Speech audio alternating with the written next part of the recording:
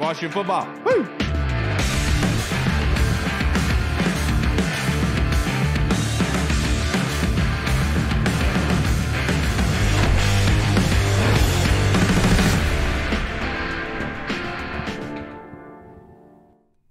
Hello, everybody, and welcome to the Burgundy Zone. I am your host, Kyle, and I'm joined by my two co-hosts, Michael Hall and Michael Reed. The Burgundy Zone is a part of the Frederick Podcast Network. You can find out more by going to www.listenfrederick.com. But we are rejoined by special guest, Mr. Matthew Paris. How are you doing on this Misery Monday, sir? I'm not sure if you were in Detroit, but it's been a chaotic 2 days, especially here in the Washington fan base if you're on social media. So how are you doing today, Matt?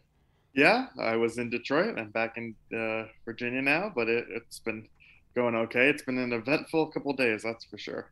You go to 8 Mile? I did not. No? Okay. It's on his bucket list, though. You could tell by the way he laughed. There was a restaurant called Mom's Spaghetti. Mom's Spaghetti, yep. Yeah. M's got those up there. Got it all in lock. Yeah, there we go. It's smart man, entrepreneur, little Eminem. But get your opinion. What was your biggest surprise from the 36-27 loss yesterday, Matt? That was a chaotic game, very lopsided, you could say, in certain sense. What was the biggest surprise from you? Well, I think the biggest surprise and the number that sticks out to me is that the Commanders only allowed the Lions to convert on 30% of their third downs, and it still didn't matter. Talk about how we've asked Ron Rivera and the defense all season, like all summer long, about, hey, how's the third down defense going to improve? Is it going to? And it has improved. They're 28%, but yet they still gave up 36 points against the Lions, 22 against the Jaguars. There's just so many explosive plays. It's been kind of crazy to watch. And so, that's the number that kind of jumps out because it should be a positive, but it's not in this case. Yeah, definitely. And kind of to piggyback off that, it seems like going back to last year, the problem with the defense, especially in the first half of the season, were those huge chunk plays, giving up long touchdowns, the third down defense. As you mentioned, they kind of seems like they maybe got the third down defense under control, but they're still giving up those chunk plays. Even going back to last week, the Jaguars, they kind of just missed a lot of open plays that were there for them. So my question is there anything that they can do to kind of fix this problem, or do you think this just kind of is what it is? And do you think the offense is going to have to pick up the slack and kind of just win shootouts going forward? Well, I do think that, if you look at last season, right, I looked this up today. So of the plays that Washington gave up at least 20 yards or more, nearly half of those, that they had 58 for the season, right?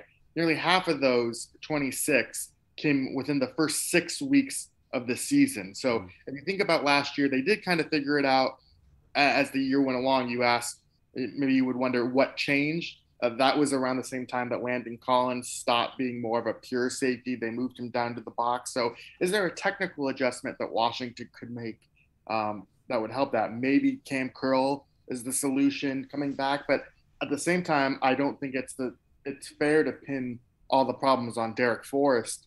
For instance, he played pretty strong in week one. He was so yesterday. Led in tackles yesterday with 10. Yeah. Well, tied with Cole. Right. Holcomb. Yeah, no. It was – I don't know necessarily if there's an obvious adjustment. Rivera was pretty adamant today that it's not a scheme issue. So I don't think they're going to make a coaching change per se with whether, Jack Del Rio's fired or even Rivera could take over play calling duties hypothetically, but I don't think he wants to do that. So, nothing obvious sticks out, but I just thought those were kind of some interesting points because you look at last year and they did figure it out, but I don't know if I'm as optimistic that they will this year. Right. Yeah. And another big point of emphasis yesterday was the failed 2-point conversion. What can you kind of take us into Ron Rivera's thinking of that, or do you have any idea what he may have been thinking? Yeah. So it's actually not that hard to understand. It's right. If you score, they went for 2. If they had got it, it would have been a 6-point game.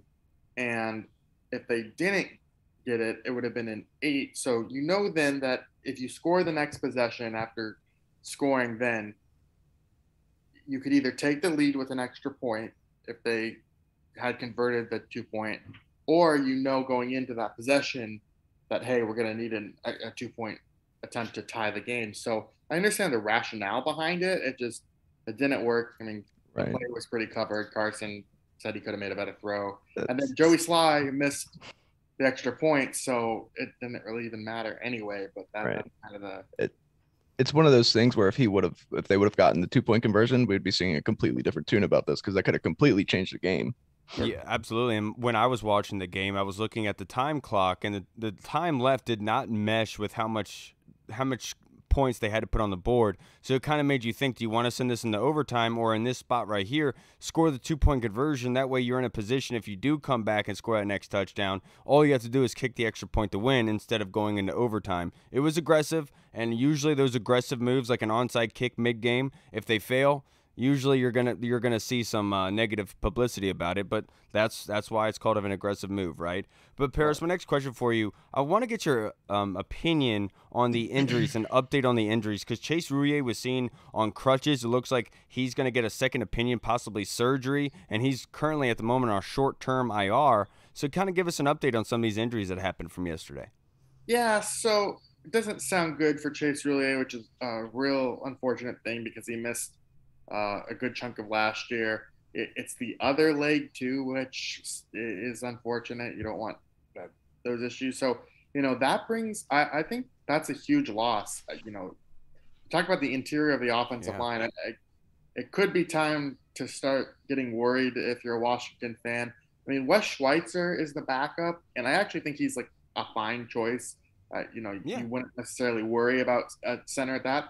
But Schweitzer missed this game with a hamstring injury. He hasn't really been durable more so. So who knows if he can stay healthy? Kind of the same thing we talked about with Brandon Sheriff in the past. Like, can these interior linemen stay healthy? And it's just kind of a shame for Rouillet because it's a good thing that he signed his contract when he did because he's had kind of some injuries since then. But, we'll wait to see what Rouillet's actual injury is, but it doesn't sound good for him.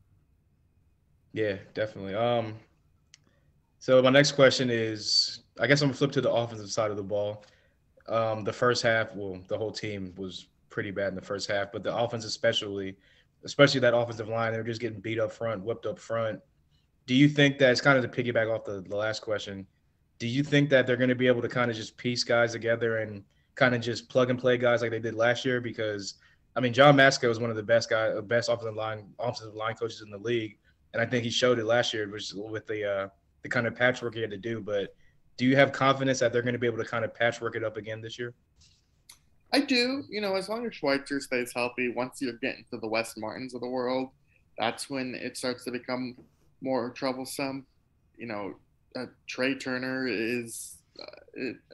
I've been fine. Andrew Norwell, like, these are veteran guys, so they know what they're doing in a sense. But, I would say that I think Washington's receivers are a lot better than they have been in the past. So I think you can make up for maybe the weakness of the offensive line by going to the quick game, by firing it off to those guys in space and letting them make plays. And I think you saw that in the second half a little bit. I know Washington was a lot more successful with throwing the ball deep, but part of their success too was being able to get the ball out on time and creating plays that way. Right. Yeah. And like Hall mentioned, it wasn't all bad. I mean, the second half on offense, especially, was pretty incredible. It's been pretty fun to watch Carson Wentz orchestrate this offense with these skilled players. What are your takeaways from Carson Wentz through 2 games? And do you think what are your opinions on Scott Turner's play calling? Yeah. We'll start with Wentz first. He's been sharp. The roller coaster is kind of what you would expect. When he's high and off target, he's really off target. But his consistency to make plays when Washington has needed has surprised me a little bit.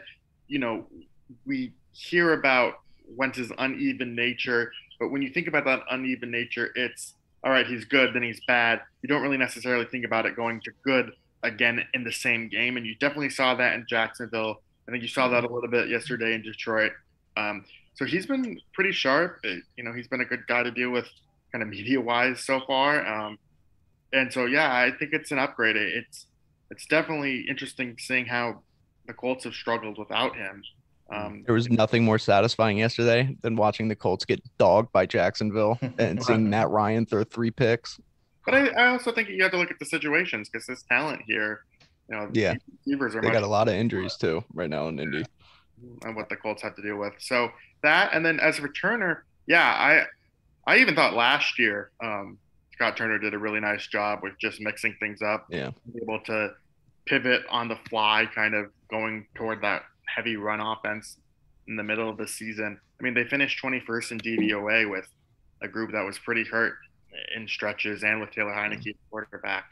No disrespect to him, but I do think Scott Turner is a good offensive coordinator. yeah. Yeah, absolutely. Now, to wrap this up, Paris, I only have a couple more questions for you.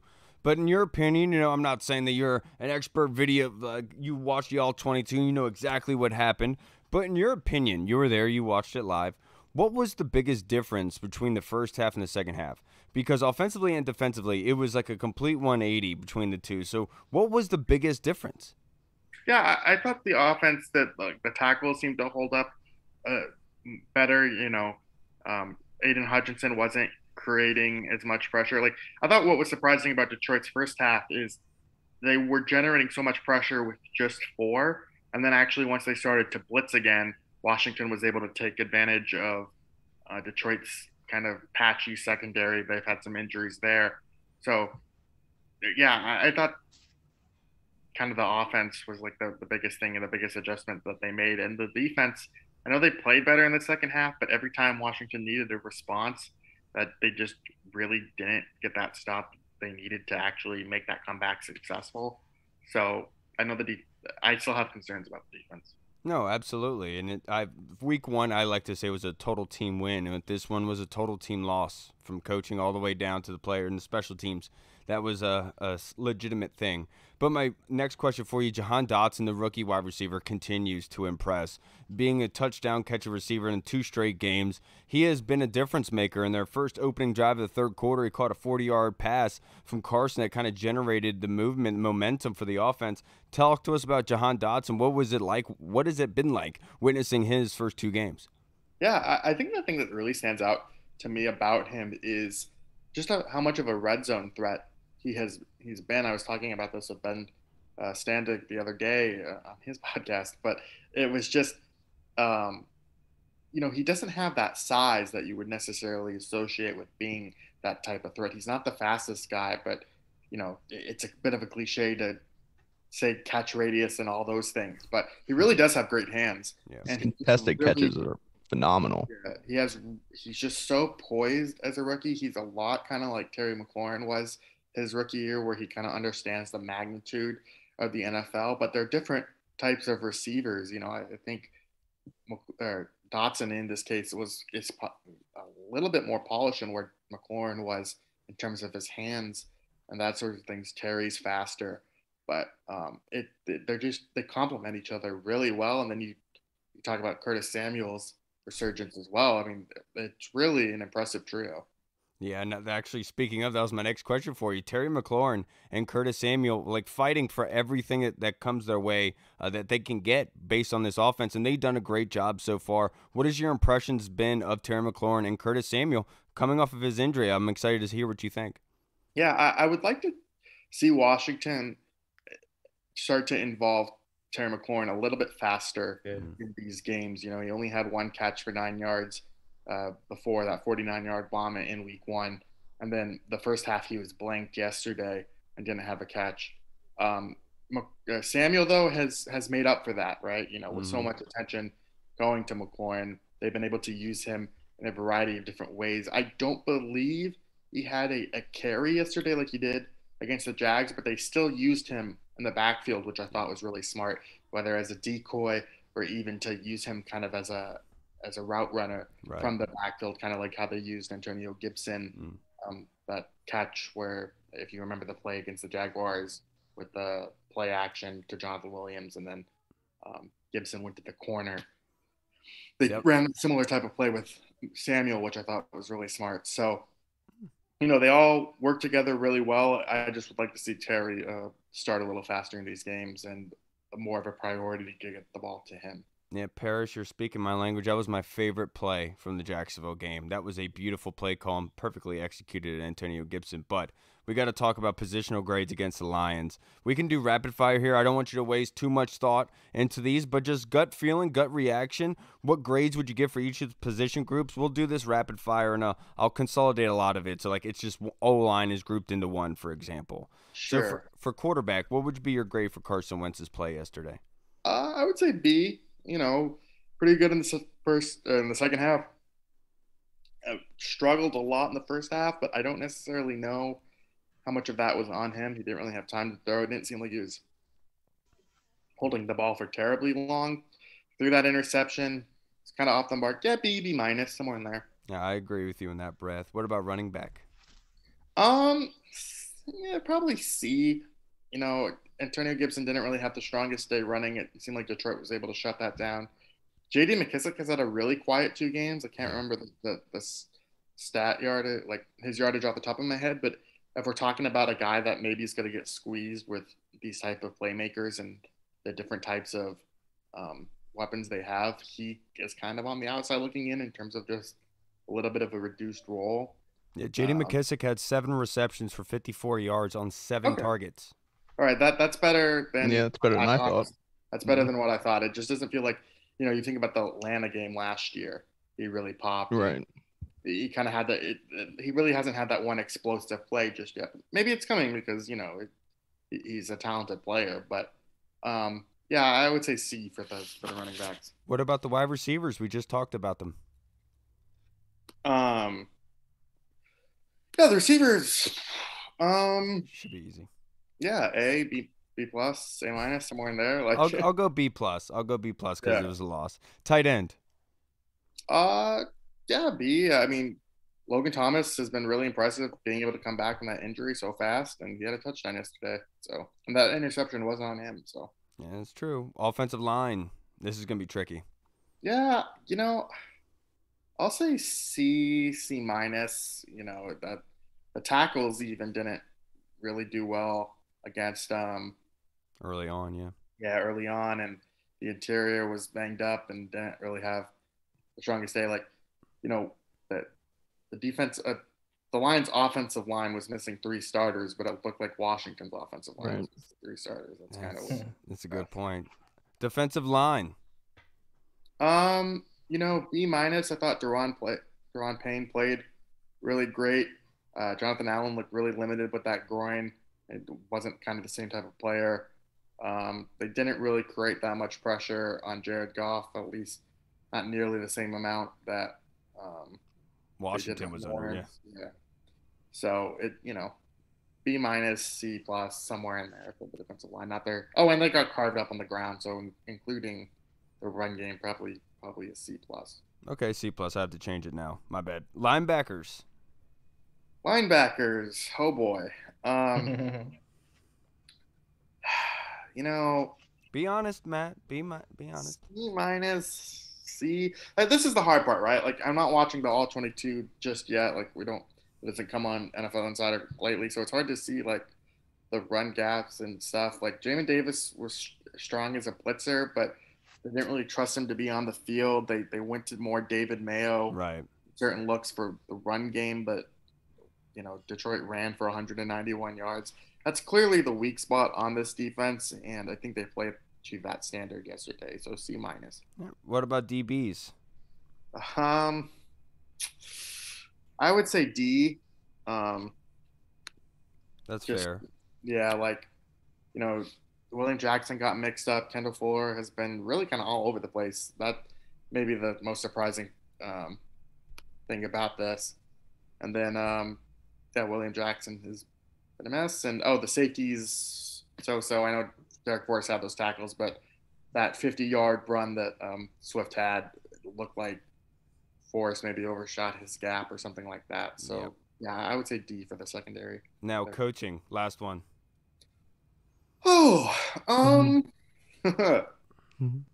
Probably C minus, somewhere in there. Maybe a D. Like, being generous, I see. Yeah, well, it's hard to, I'm not, these guys know more about football than I do. I've never been for them not to be prepared for Detroit, it looked like that's a reflection of coaching, obviously, but yeah, it was just, we could talk about Jack Del Rio, but you hear the explanations from like Rivera, like he pointed out that DeAndre Swift play, that was like, we wanted to bring pressure on 3rd and 15 to knock them out of field goal range. It's like, oh, well, that makes sense. He's like, but one guy didn't do their job, so the whole play was ruined. I was like, okay, it wasn't just the one guy though. Like Kendall Fuller and Bobby McCain missed tackles. Like, Yeah. say that someone forgot to wrap up Swift. Now, if he had done that, maybe Swift doesn't make that catch or gets Right. slowed down in the process to let them fine do it. But yeah, I would say D. Yeah. You're right about that. I can't thank you enough for your time, Matt. This is awesome to be able to speak with you. Obviously, you just had a long flight. I know that was kind of hard to go through yesterday. Pretty somber day for the fan base and for yourself, I'm sure. Can't thank you enough for joining us, Matt. And until next time, brother. Thank you. Yeah. Yep. All right, everybody. Just spoke with Mr. Matthew Paris.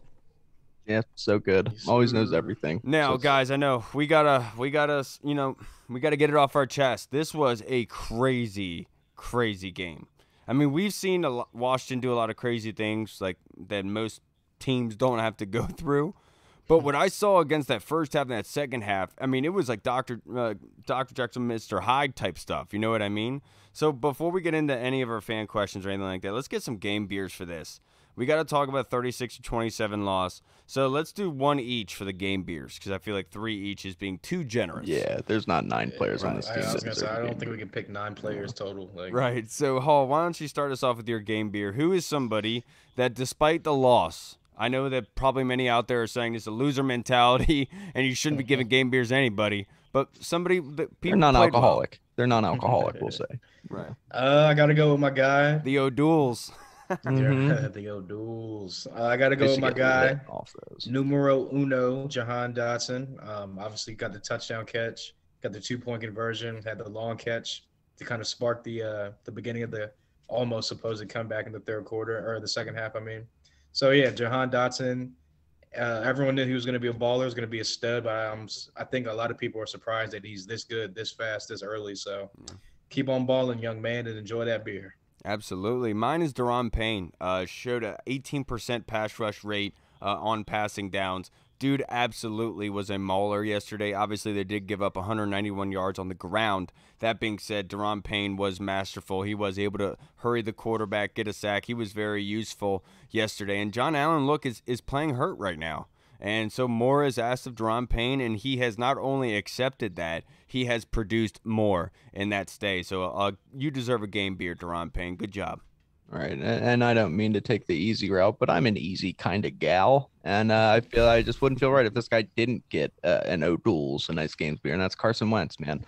Second half, it was a tale of 2 halves. The first half, you can't even necessarily completely blame him for how poor he played because it was like the offensive line just couldn't block. They couldn't get anything going schematically. It was just a complete mess. First half was some of the worst football I've ever seen in my entire life. Second half, Carson Wentz comes down there, almost brings it back to a victory, and he's looked very good. We talk about the roller coaster, the Dr. Jekyll and Mr. Hyde, Kyle, as you had said, but Carson, I mean, he makes the plays and he keeps you in the game, and that's really all you can ask for right now, and he's doing a hell of a job spreading the ball to the receivers. Yeah, look, speaking on that first half, to me, I was talking on the Twitter Spaces earlier, and to me, it seemed like they were thinking that the Lions were going to be more worried about their passing attack, and so they were going to be playing zone. Instead, they played the defense that I thought that they were going to, whereas press man and saying our front four are going to get to Carson Wentz before you can find an open receiver. And that's what happened early on. What made it even worse was that we called a bunch of play action while they were sending pressure. So it wasn't like by the time that Carson Wentz gets to his drop back, he's already feeling pressure and has to get the ball out of his hands. So it was chaotic the entire time. So I felt like it was from a schematic standpoint. They thought that they were going to see something that they didn't see. It's just, for me, the issue is, like, why does it take so long to adjust? You know, like, stop the bleeding at some point, because you cannot allow the bleeding to go on for an entire half, because we've seen if you dig yourself in that big of a hole, it's going to take a lot to get you out of it. You have to play a perfect game in the second half to be able to come out of that. And we talked about before we started recording, that's not what happened in the second half. 1 or 2 bad plays on defense, and that gets blown out the water, you know? Yeah, no, you're right. Thanks for the everyone's bro. talking about, I just got this weird notification. Everyone's talking about Jamie Davis's IG. Like, everyone's like, oh, he's fed up. Like, oh, here it is right here. Yeah, we posted What are you talking about? Jamin Davis on his Instagram, just like now, he posted hold on, I gotta find his stupid name. It's like Shadow. Oh man. Just read It says Hall. Well, resilient as ever, and then it's a picture of him, and then a play from the first quarter on 3rd and 12 yesterday. And then, I'm looking at the third one. The third video he posted. It's like a scene from yeah. I was scrolling through them. Yeah, it is Django. Yep. Yeah, the scene from Django, and there's like a bunch of like it's KKK the criticize. Yeah, that scene. Absolutely. I feel for the kid. He's getting picked on, and like this is a kind of moment where it's like sink or swim. You know what I mean? And so he has to. And like I agreed with the tough love on Jamin, because up until this point he's been given soft love, and we haven't seen that much progress. And as a military kid, sometimes for example, the Marines have one of the best success rate in being able to find their recruits. For the Marines, like they have a certain type of person that they go after, and they have a certain way of being able to get that out of them and getting that recruit into there. So like there's a certain personality trait, right? And that's how I kind of like feel with Jamin in a way. It's almost like that personality trait is talking crap to him to get the most out of him. And that's what the coaching staff is doing in Jack Del Rio and Ron Rivera, saying, look, we've handled him with gloves up until this point. That time is over. We got to be tough on him. And that's what they've been doing. And he's an adult. He's got to respond in a big way. Because I'm telling you, the film, we can look at the film all we want. We can look at it and look at Jamin. Well, we have no idea what that means. Unless we know what formation was called, what play was called, we don't know. We're like chickens with our head cut off out there. So we have to take it for a grain of salt that there's more going on behind the scenes, and they have a good reason for it. But I believe in Jamin. I always have. And with Jamin, like, if anybody can take, some criticism, it's Jamin. I mean, the guy's went through life with a hairline that is down to his eyebrows. He's been made fun of for a long time. I'm sure he's heard it, and he'll be all right. Also, like, I feel like a lot of the times when, like, what they're saying to him publicly through the media and the media, they've probably already said to him multiple times in private behind closed doors. So it's kind of like they've already said this to him multiple times. They're just expressing it publicly now. And a lot of the times anyway, like you said, they've been like saying that privately to him behind closed doors. Now they're saying it publicly to kind of, like you said, to kind of motivate him. Like, okay, look, we tried to like you said, not really baby, like glove you or like kind of soft gloves you. But it's like, all right, look, now we're going to put a little bit more pressure on you, because now not only are we criticizing you behind closed doors, now we're gonna let the media and the fan base and whoever else reads this clip or hears this clip, they're gonna criticize you too now, or even more criticize you, because he's been criticized since day one. But so yeah, I just feel like I don't really care. Like, it doesn't really matter what Jack Del Rio said to him or what Ron Rivera was saying, because they've said it to him multiple times, probably behind closed doors. Right. And it really is like the smallest forehead of all time, because his hairline is so funny. I wish I had that. And you always have a picture pulled up of it. Well, because I Googled, there's a thing called Google. All right, so we obviously did Game Beers, but let's start a new segment called Yard Work. So who's somebody that deserves, after that game yesterday, that deserves to not kick their feet up? They deserve to go outside and work on the yard and put some sweat and tears in and get better and progress. Hall, who's getting your yard work? It could be as many as you want. Well, I'm gonna still reach thunder. I'm gonna say Jamin. I know he had a couple flash plays. He had a couple bright spots, and it's weird to say because that's probably the best game he's played as like a pro his whole short career so far. But it just wasn't enough, and it just seems like every time there's a breakdown on Twitter or something, it seems like more times than not he's the one that's out of place or the one that should be kind of missing an assignment, so to say. So, yeah, Jamin, got to get out there and do some yard work, bro. So take it easy on my dog, man. But the two people that are going outside for yard work today is Bobby Mccain and Cam Sims. Cam Sims on that deep trick play. I don't know what was happening. I'm not sure if his eyes got caught in the lights, but that could have been an easy interception if that secondary guy was just a horrible throw by Carson. Well, though that too, but it was like the whole play seemed just out of whack. Yeah, you know what I mean? Cam Sims was fading to like the outside towards the corner of the end zone. This man threw the ball in the middle of the field. Like, what did you? I mean, I'm not gonna blame Cam for that one. That was a horrible throw. Yeah, but like as a quarterback, if you have a guy streaking across the field, you throw it in the middle, and he has upper leverage. If he goes right, that cornerbacks aren't gonna fade with him. And so you're putting him in a good spot. You know what I'm saying? But I'm not sure exactly what went into that play. All I'm saying is that dude should have been paying attention. I'm not sure if his eyes got caught in the lights. You know what I'm saying? Like, nobody knew where that ball was, and you should know. But I just have to pick somebody, Hall. Don't fucking criticize. But Bobby McCain, and on that touchdown to DeAndre Swift, the missed tackles, too many times were we out of position, and Bobby being the veteran safety there without Cam Curl, he's responsible for the communication of those guys in the back end, and it seemed like that seemed consistently be an issue. So for me, it's Bobby McCain going outside doing some yard work, brother. I'm sorry. Yeah. And now you guys have put me in the most awkward position. I don't want to. I'm trying very hard to think of a white person to force to go work right now. And why, dude? But you put me in the spot.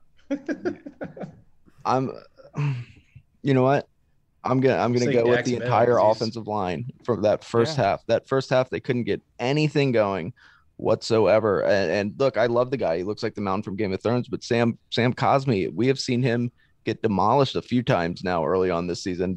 He's played fantastic, really. Otherwise, it's just, week 1 he got just beat by a freak of nature, Trayvon Walker, who just beat him off the line. Then we saw him have some problems with Aiden Hutchinson yesterday when he was lined up against him. And also on top of that, I'm also going to throw in, you know what, Kendall Fuller, who are you right now? Get out there, work.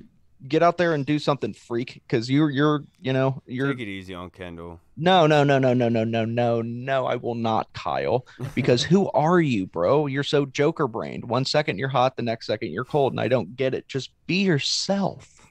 What is that from? I don't know what that's from, but that's a great line. Let's go to our fan questions. This one is from the Colonel Reed. The questions about the game are obvious. We clearly need work on both sides of the ball and special teams. My question is whether Matt Ryan still has a locker in Indianapolis. Old Matty Ice is well, we know one thing for sure. If he doesn't, as long as he accepts the vaccination, I think that he will be okay in Indianapolis.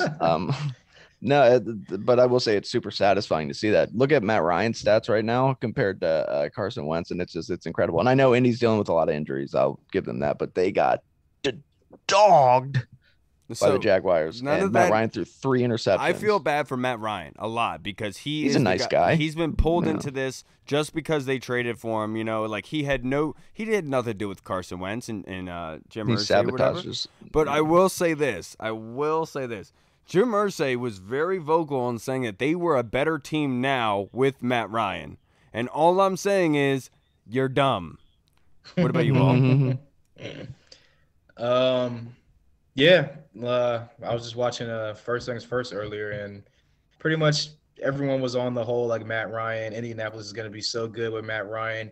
He's the veteran that they needed and they wanted and loved. And he's pretty much was just like, when you see the quarterback self-sacking himself, like when the pocket collapses, he just falls to the ground.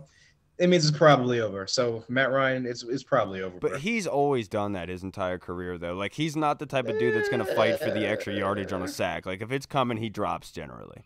Yeah, he's usually in the pocket kind of maneuvering, trying to like step up and break through. He's like a Tom Brady guy. He can run for like 2 or 3 yards before he falls to the ground, but when he's just like, he made his business decision, okay, Hall? Yeah. You will say, though, he is also single-handedly responsible for Jim Irsay relapsing and driving drunk for the 5th time, because he's looking over at his quarterback and he's like, he just threw 3 interceptions against the Jaguars. Meanwhile, I'm looking over at that quarterback down there in Washington, the guy that I shipped out of here and couldn't stop talking shit about, and this guy's leading the NFL in touchdown passes right now. He's tied for the lead. What is going on here? So thanks a lot. It's going to be his 5th DUI at least. Irsay should have traded for Joe Flacco. Maybe they'd be winning a couple games. Hey, Joe Flacco's best young quarterback in the NFL.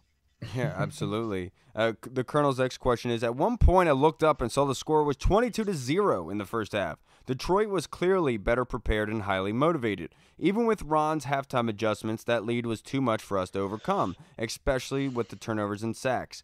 What is priority 1? Priority 1? Yes. It's getting that defense fixed. They got to get the communication on the back end fixed, and just the defense as a whole. I mean, you got to just be a lot more disciplined than they have been over the past 2 weeks of the season. And again, it starts with the communication on the back end. And yeah, that's all that really I can say. Just communication on the back end and more discipline. Priority 1 for me is getting a consistent feel and identity for the offense. against the Jacksonville Jaguars, the defense felt relieved because we came out and we immediately scored a touchdown. The defense in this game, we held them to 3 points. Offense comes out and doesn't do anything. 6 straight times they punted the ball, and they were put into a bad spot. Offensively, when they have a bad game like that, as talking about the defense, they have to be able to give them some breathing room. And yeah, that helped in the second half. They both played well in the second half, but it wasn't enough because they still gave up a bad play. But at some point in the first half, the offense has to be able to find and gel and be able to generate points in order to help the defense just catch their wind, be able to make these adjustments. Because if you're doing 3 and out, it's really hard for a defensive staff to come up with adjustments when right as they're coming off the field, they have to go right back on. So I would like the offense to be able to be more prepared, to be honest. When I looked at it, it looked like they were trying to do a whole bunch of heavy runs and play action, and that's exactly what the Lions prepped for and blitzed for in the first half, and we literally couldn't do anything. And that's evident by the play action fake in the end zone that resulted in a safety.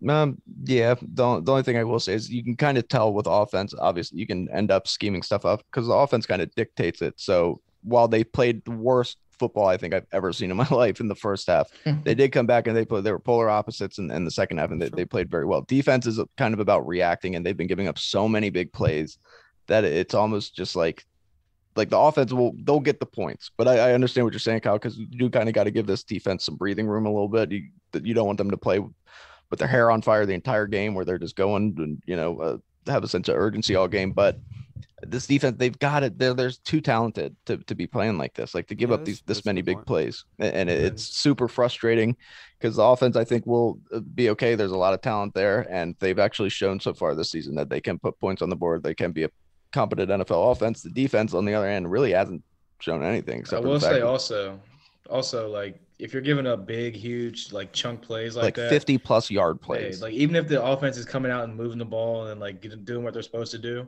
if you're just going to come out on defense and give up a 5-play drive and like a 50-yard play or 60-yard play, I mean, there's nothing really – like that's not even really on the offense at that point. Like defense just has to play better, just straight up. No, I wholeheartedly agree. I'm just talking about giving them some breathing room. They got to be able to – because like what it feels like for me is like they don't have the dink and dunk play, right? The comfortable play that you have where you're in crunch time, you need a play. They don't have that play – chimed up ready to go to help them generate some yardage. You know what I mean? It felt very stagnant, and you need to be able to help the defense when they're getting bludgeoned like that. They need a reset. They need a timeout in NBA, so to speak. Like when one side of the team, one team goes like on a 10-point reel, usually what a coach does, he calls a timeout, say, let's reshuffle this, okay, let's restart and maybe get some going. That's what I kind of mean with the offense. Both teams really were terrible in that first half, and obviously that was evident. I just didn't like the way that they were not prepared offensively because I felt like that was an area where they could have really done some damage, and they showed that in the second half, but they just didn't have it piecing together, to be perfectly honest. And I mean, the whole thing was frustrating, both sides of the ball, especially I feel the first half. It was frustrating because like it seemed like maybe it seemed like Carson was maybe holding the ball a little bit long, but it's like it's those long developing plays. Yeah, it seems like Scott Turner was just trying to like get like everything back like in the drop of a dime. It's like get Carson into a rhythm, get the offensive line a little bit of confidence, and like get a quick screen going, get like a quick slant or a comeback route, like so like an easy layup throw for Carson. Get the ball out of his hands fast. You know what I'm saying, like, all right, let's take a little deep breath here, guys. We've been a little ambush, a little rushed here, but quick hitting plays to kind of maneuver, give yourself a little bit of breathing room, like you said. But like you said, the whole operation in the first half was just horrible. And that's what I mean is like they were like prepping this game like they were expecting deep zones with that long play action because they were going to run the ball down their throat, have play action off of that, then hit deep with it. But they didn't know that they were literally running blitz a lot, and that's the worst thing you could do in play action because it just prolongs, it allows the blitzers to get to you, and you saw that time and time again on Sunday.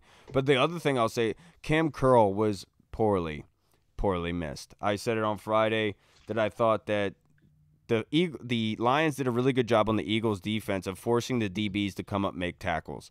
And I was concerned about that heading into this game without Cameron Curl because he's our best tackler. I call him the plug for a reason. He comes up, he makes run fits. He really masks a lot of the issues up front in the run game over the past 2 years, to be quite frank. And without him, I was concerned there. And they gave up 8 yards per carry. And I don't think that's by any mistake. I think that's because Cameron Curl was missing, and you saw the DB room cannot tackle. I love Derek Forrest. Think he's a great free safety, but he is not Cam Curl in the box. And there's a reason why Cam Curl is very good and underrated, because when you see him not out there, they average 8 yards on the ground. Also, though, let's also not gloss over the fact, and I've been doing this the entire episode, that Detroit is actually just not a bad team. Detroit has some solid pieces up front on offense, good offensive line, even missing 3 guys. They were studs. They got a fantastic running game. They got a smart veteran quarterback who's got some weapons out there, and TJ Hawkinson and Amon St. Brown, and their defense is very underrated. They're very good. Aiden Hutchinson's going to be a stud. Jeff Okuda's finally flashing, and then, of course, my boy Malcolm Rodriguez. I loved him coming out. In that same breath, if you would have told me before the game, like, oh, DeAndre Swift's only going to have 5 rushes in the game, I'd be like, oh, okay, defense is, doing their job and putting some pressure on them, and it's just the complete opposite of what that was. Right. Absolutely. Totally agree with you. Now, this next question is from Jeff Miles on our Discord chat server. What is it going to take for our head honchos to realize the defense isn't working? God forbid another 50 burger by a now Dak-less Cowboys team. We need to add help with it, whether that's trade for a Roquan Smith or whatever it may be, but this defense isn't it. If we had a Bobby Wagner or Anthony Barr for run stopping, this wouldn't happen. Also, William Jackson III is not it. I agree on a lot of that. The only thing is that we can say is, like, last year we saw the defense played terrible early on. Eventually they kind of got it figured out. If they can do that again this year, and it happens where the defense kind of takes them a little bit to settle in, but once they get settled in with this offense, and this offense is playing like they have been, then we're going to win a good amount of games still. Like, it's because last season we just couldn't do anything on offense, but I still have faith in the defense. And that's what I was saying. That's what I was saying on Twitter. Like, guys, calm down. Like, we have a game like this literally every year of Ron's tenure, where they had like just a blowout loss. Like, everything looks horrible against the Ravens 2 years ago. Dude, I've had this conversation where I've heard people say, how can we expect to beat the Cowboys with this type of performance? And like just calm down, because later on we ended up sweeping them. And like, that's my whole point, is like, it seems like a huge overreaction because of how demoralizing that first half was. But at the end of the day, they're still only 1-1. That doesn't carry over with them. If they allow it to, then sure, then it's going to hurt. But I don't think it's 1-1. You're on to the next game. Let's go. And that's why I was kind of like, just calm down, everybody. They have a game like this early on. You shouldn't be okay with a loss. I'm just saying the screaming of saying that Ron Rivera, Jack Del Rio, and everyone needs to be fired is kind of psychotic. Yeah. Just being honest. There's 15 more games to play. Right. You don't really even know who you are as a team until after the first month of the season. They don't have many preseason games anymore. I mean, can we just it's so funny. I always forget how like and during the off season, like leading up to the season, like it's all like everything's good. Everything looks so good from afar. And you're like, this is I'm so excited for the season. Everything's going right. And you forget the one thing that just brings you down more than anything. And that's fucking Twitter. And like the Twitter's just so negative. When anything goes wrong or there's any losses, like all of that, like I haven't even been on Twitter since yesterday because I don't care anymore. I don't want to get on there and just read a bunch of negative shit. Like everything is just, when the sky is falling, there's a bunch of Chicken Littles in this fan base that are flipping out, and they're literally convinced that the sky's falling. It's not, guys. Okay. First of all, we live in a domed atmosphere. There is no sky. I think we've proven that by now. The sun's not real. Stars aren't real. Space is fake. Birds are fake. So, No, but in that breath, Jeff, I think you are right in saying that things aren't working because they're continuing to be miscommunications and other stuff, and you're absolutely right. This type of play cannot continue. The offense cannot just sit there and willingly just bludgeon you to death all game long. There has to be something stopping it, and I understand that Coach Rivera publicly is probably saying things that you guys do not agree with, but I guarantee you it's because he doesn't want to throw what they're doing wrong. He doesn't want to throw the example because that would shed light on what they're working on and what they're trying to fix. That way, giving an offense the next week an opportunity to say, look, this is what they've been working on. Ron Rivera said that in his press conference. Let's hit on that some more. Let's weaken them there. They gotta be honest with it. My bad. I'm sorry, Kyle. I also want to say, Jeff, I wasn't talking about you, and I was talking about everybody being negative. I think you're 100% right. He's not really on Twitter, to be honest. Oh, yeah. But I just wanted to clarify that because I think this kind of goes to show, like, we didn't make the improvements in the offseason. Like, we didn't end up bringing in the Bobby Wagner, the linebacker that we all thought we were going to get. And so far, through the first 2 games of the season, it's definitely shown. So. One thing I will say is that's why I brought up Cameron Curl, because the loss of Cameron Curl, I think, is bigger than most of us can really realize, and this is somebody that I've been harping on saying is a top 10 safety in this league for a reason. He's very important. When I watch film of this team going back to 2 years ago, he makes a lot of run fits, and he saves this defense a heck of a whole lot. And not having him in these first 2 games were hurtful to this defense to some extent. And we saw that yesterday, maximized, turned all the way up. And that's what's unfortunate, is they had somebody in there that could have really helped them, and the Fedarian Mathis.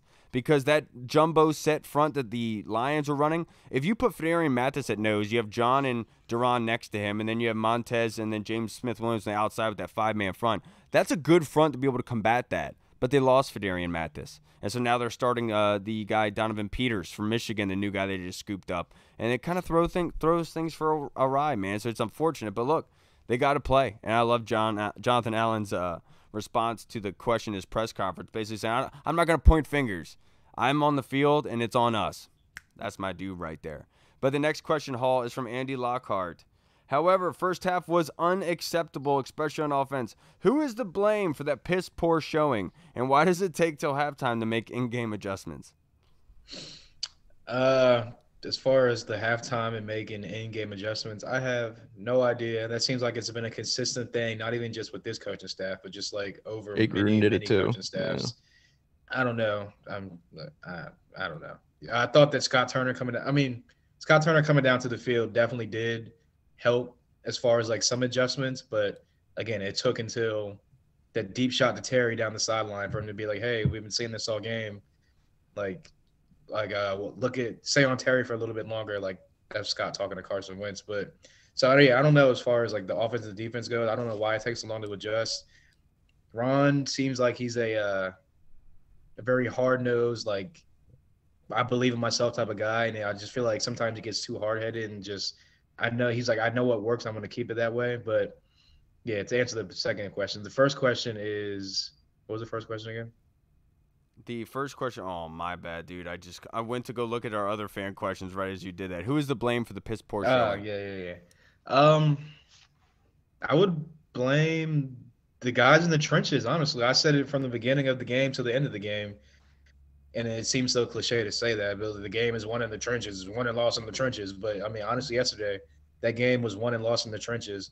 If the offense can just muster up any type of anything in that first half, especially with the defense like kind of bending but not breaking in the first half until they got to, I think it was the third or fourth possession when they kind of just started the dam finally break and busted open and everything started going crazy. But if the offense comes out and musters any type of performance in the first half, I think that it's probably not 22-0 at halftime. I'm sure they'd probably still be down, but it wouldn't be as much as a lead to come back from. So, and I feel like it would give the defense a little bit more confidence going forward and into the second half because they know the offense kind of is playing with them, not really like playing from behind them. So, yeah, I just think that, like Kyle said in the beginning, they got to get off to a fast start so that this defense has a little bit of a cushion so that they are going to give up big chunk plays. It's like, all right, cool. We still have a lead. Let's take a deep breath, make some adjustments, get back on the field. And, the offense also is probably going to put you in position to play with the lead so you can pin your ears back. So yeah, they just got to start playing with the lead, and the offense got to just make adjustments quicker and sooner. Yeah, I totally agree with you there. And that's what I meant by, like, in the second half, it seemed like they went more towards a quick passing game. And I was so confused as to why they kept doing the play action, long, drawn out. Like, that's not what they were doing defensively. And that's what really, really did pick my brain, like, what the heck is going on here. But, look, they came back in that game, and that's not something that can write home about. But the fact is they didn't give up a 50-burger, like in years past where this team would have given up. They came back, they fought, and it is something cool to know that if you are down by a touchdown in the second half, there's no need to panic. We've seen Carson Wentz be able to generate points late in these games when we don't think we have any time left, right? So that is a good confidence builder. But the next question is from Tony Franchise Hall. Depth issues along both sides of the line with injuries. Do you think Eric Flowers and Ndamukong Suh could be options in free agency to help? I would say Ndamukong Suh probably not, because if that was the case, they probably would have done it by now. They would have done that as soon as Mathis went down. I feel like they would have went the Ndamukong Suh or the Lent Ball Joseph route, but they went for the lesser known guy, like they seem to do a lot. John Ridgway today. But so and as far as Eric Flowers goes, I think if there's one or two more injuries to the line, that could be a possibility. But again, Ron's a guy that he just likes to stay pat and stick to the guys that he's been around and knows. And so, I mean, we'll see. But I doubt both of them, to be honest with you. Yeah, and Andy Lockhart's question before, what's to blame for the piss poor showing? I'm not really sure, but all I'll say is it's a total team loss, all the way from coaching all the way down. So that's what I'm blaming on. That everyone got credit in week 1 with the win. Everyone's getting no credit for this loss. Now, the depth issues, Eric Flowers would be intriguing because they can't make a move until Chase Roullier goes on short-term IR, and he's going to get a second opinion. So that takes more time off of the clock for Washington in prepping for this weekend. So whoever they do bring in would have to be probably later on in the week, and I think Eric Flowers does fit that scenario of being able to come in right away and play. Now, with Ndamukong Suh, they did just sign John Ridgeway. They plucked him off of the Dallas practice squad. And this is a dude that I absolutely have loved. I loved him in pre-draft. I wanted Washington to get him in the late rounds. And he's from Arkansas. He's the same size as Fedarian Mathis, is 6'4", 6'5", 325 pounds. He's a big dude. He's strong. And he can play and plug. He can be brought right in. But the fact that he was a 5th-round pick by Dallas, and when Jonathan Allen's banged up, we lost Fedarian Mathis for the season. The fact that we were able to pluck him off a practice squad, a 5th-round pick, is a steal. And I think that he's somebody who could come in, play, and contribute. Because when I was watching his film, he looked like a little mini Matt Ioannidis to me, to be perfectly honest. So I definitely love that move. Yeah, me too. He's a thick old boy as well too. He's the way he's built. I really liked him coming out too. I was kind of upset when Dallas drafted him, so it's nice to see us getting him. And that's it. That's all I got to say about that. Twitter's a cesspool. Yeah. Now this next question from Tim Towner through DM on Twitter: should the O-line have been better prepared?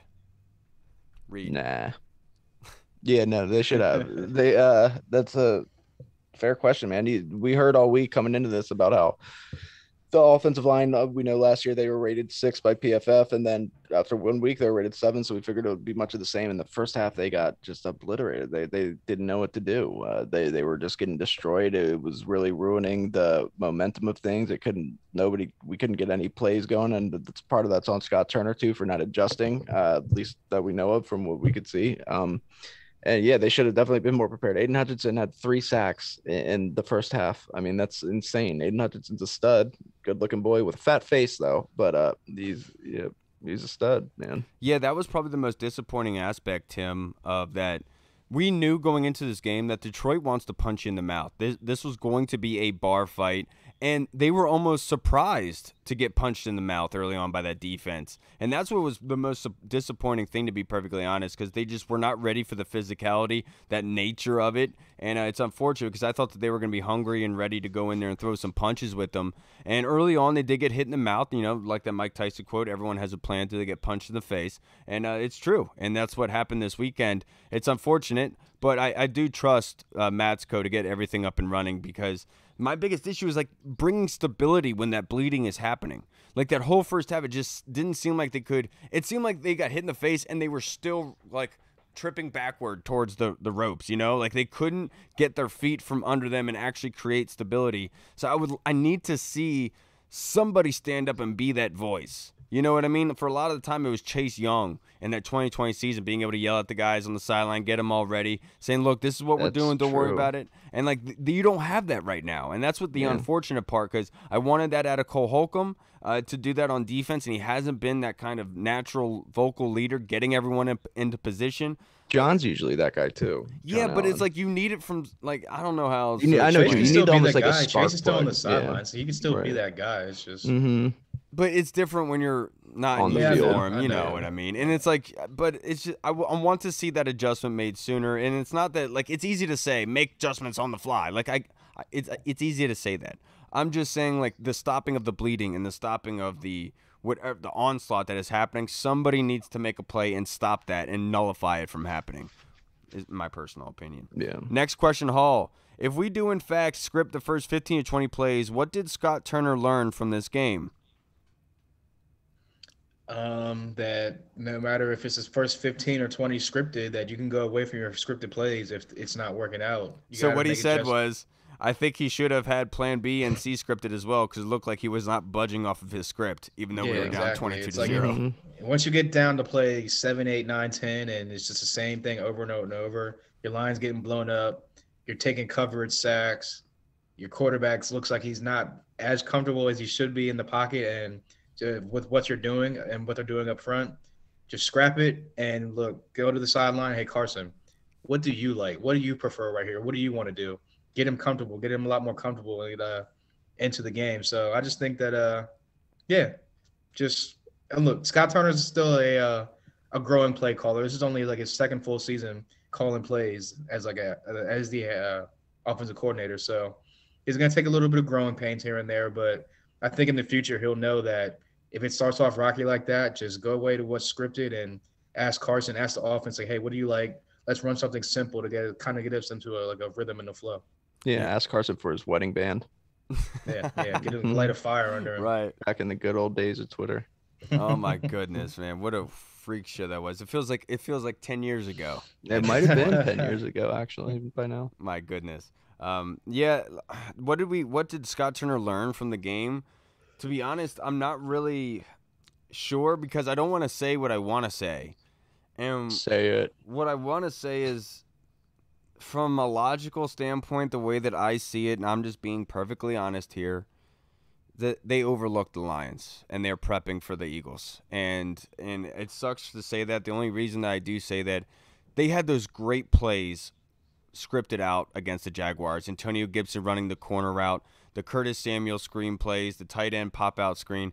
They had some great plays dialed up. You didn't see that. It seemed much more vanilla. It seemed like copy and paste, run the ball up the middle, deep play action, and then have Carson be able to hit it deep to somebody. And it didn't seem like that same enthusiasm was into this game, maybe because they didn't have a whole offseason to prep for it. But that's why I'm saying, I'm just speculating, but it just seemed like maybe they were overlooking it. And honestly, if you're looking at it from a general standpoint and you'd rather be better prepared for 3 than for 2, I can understand that, because it's a divisional game. But you should be able to care about everything and put the same amount of energy into each. I'm sure Ron Rivera would say, that's stupid. We're prepping for each one. I would say, you're right, Coach. I am stupid. I'm just speculating. But I think they probably did too, and that's the thing, man. They made that great movie Any Given Sunday for a reason, That's this happens to every team in the NFL. Every team in the NFL gets blown out on defense, right? You don't see everybody firing their DC. Obviously, nobody else's DC is talking about the insurrection. But I'm just saying, like nobody does that in week 2. And like we heard from Matt Paris, they gave up a bunch of explosive plays early on in the season, and as they grew as a team, they kind of nullified that. You have to give them that benefit that they are going to fix it. This constant fire him. This doesn't help anybody. Like, imagine you're doing that. You're in a relationship with your spouse, and anytime they make a mistake, you're like, "Oh, I think we should end it." Like, is that good for the relationship? A lot of relationships are like that. Actually. Let's calm down, okay? Yeah. Let's calm down. That's Twitter for you, though, man. The cool part about Twitter is you can talk to Elon Musk if you want to. The bad part about Twitter is you can talk to Elon Musk. Is the cesspool, or you can talk to Elon, for hours about trains or whatever the fuck he does. Anything else to get off your chest about this this loss from yesterday? Now that Washington is 1-1. Yeah, like I said, man, that was just honest to God the worst half of football I've ever seen in my life, followed by something that I was very impressed by in the second half with the offense. But you can't overlook anybody in the NFL. Every team in the NFL is good. I don't care. Look at what the Jets did to the Browns yesterday. All these teams coming back from big deficits, and we could have been one of those teams. We really could have, and it's pretty impressive that we were still in that position with how terrible we played in the first half. So that's one good thing to take away from it. Once they get this right, man, once the defense kind of locks down a little bit and just plays a little bit better, starts limiting, don't give up 4 or 5 50-yard plus plays a game, we're going to be all right. We're going to be fine. It's my whole thing is, yes, as a fan base, we're pissed about the defense, and we should be, and how they played in that first half. You're absolutely right. Let's just put ourselves in the shoes like the Ravens, for example, who should have won that game at home and gave it up to the Dolphins, or like the Browns and the Jets. You know what I mean? Let some short bus quarterback with a left hand throw for 6 touchdowns on him. That. That's what? I have a brother who's like that. I can say that. No, you can't. Yes, I can. I'm part. Ridiculous. Hall, you got anything to add about yesterday's loss? Yeah, I just hope that they learn from that ass whooping that they took, and I just hope that they don't come out flat like that this upcoming Sunday against Philly, because they will put a 50 burger up on us. And you think it's doom and gloom now, you come out looking like that next weekend, and it definitely will be doom and gloom. So I just hope that, like I said, I hope they tighten up, have a good practice week, look back on this game against Detroit and say we could have done X, Y, and Z and we had X, Y, and Z happen to us, and we still had a chance to win this game. The good teams find a way to win. They almost found a way to win. If that was the Chiefs or something like that, and they would have came back, everyone would have said, "Oh, Pat Mahomes, like what a great quarterback he is. He came back and won that game for the Chiefs. He put the team on his shoulders."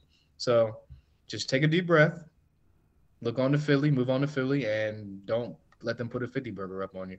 Or 50 cheesesteak, because Philly. Or a 50 burger. Fresh Prince of Bel-Air. Yeah, because this game this weekend against Philly, this is gonna be a rough matchup. This is similar to what Detroit brings and being big physical offensive line. They want to maul you over and they want to run the football at will. And that D line is big and physical too, man. Yeah, You're talking about Jordan Davis, who's a freak of nature, Fletcher Cox, and Chase Roullier is out, and so now you're going against Jordan Davis, Fletcher Cox. These guys do bring a powerful punch. We're gonna need the most out of this offense, John Matsko and company. I hope Tyler Larson gets better quickly. Because it looks like at the moment with Wes Schweitzer being banged out that Wes Martin is the starting center for this weekend. We all know that Keith Ishmael got plucked off their practice squad, is currently on the 49ers.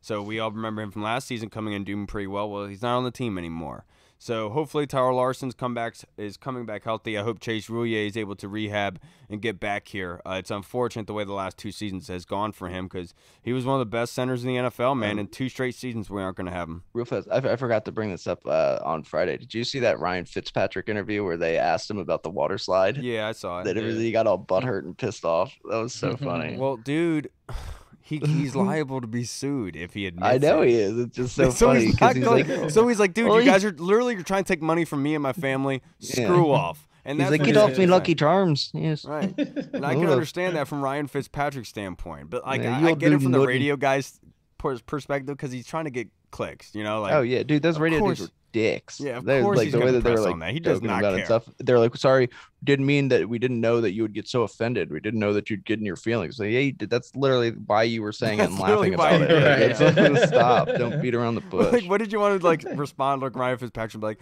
yeah. Yeah, you know what, dude? It's actually funny because it wasn't the water slide. It was actually the rope swing, and I broke my hip on it because screw a franchise investing millions in me. You know what he should have said? He should have said, "It wasn't. No, guys, it wasn't a water slide. It was your mom." And then just like clicked, just hung up right then and there. That's and then he would have had the sunglasses fall on him and the chest hair out and the open. Ridiculous. All right, everybody. I'm sorry that this is a somber Monday for all of us. And we're going to have to get over it together. But look, this is Monday.